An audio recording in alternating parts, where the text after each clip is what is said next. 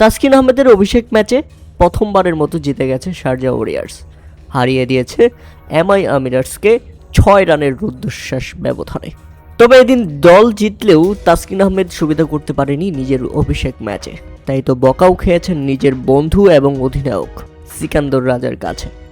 বেধড়ক পেদানি খেয়েছেন তাসকিন আহমেদ, কেননা এদিন তাসকিন আহমেদ 4 ওভার বোলিং করে খরচ করেছেন 39 রান, যেটা কোনোভাবেই তাসকিন আহমেদের কাছ থেকে প্রত্যাশা করেনি সিকান্দর রাজা। তাই তো তাসকিনকে বারবার বোঝাচ্ছিলেন কি সমস্যা, কি হচ্ছে, কেন উইকেট পাচ্ছে না, কেন বাউন্ডারি হচ্ছে। এটা নিয়ে রীতিমতো বিরক্ত ছিলেন সিকান্দর রাজা। এমনকি সিকান্দর রাজা যেভাবে বোলিং করতে বলেছিলেন তাসকিন আহমেদকে, সেভাবে বোলিং করার জন্য মোটেও প্রস্তুত ছিলেন না তাসকিন আহমেদ, এবং শেষ পর্যন্ত প্রত্যাশা পূরণ করতে পারেনি অধিনায়কের। তাই তো অধিনায়ক এবং প্রিয় বন্ধুর কাছে বকা খাওয়াটা স্বাভাবিক ছিল তাসকিন আহমেদের জন্য। তবে আজকের ম্যাচে শারজাহ ওয়ারিয়র্সের 6 রানের সেই জয় রীতিমতো সব কিছুকে ভুলিয়ে দিয়েছে, সব বাজে পারফরমেন্সকে উড়িয়ে দিয়েছে।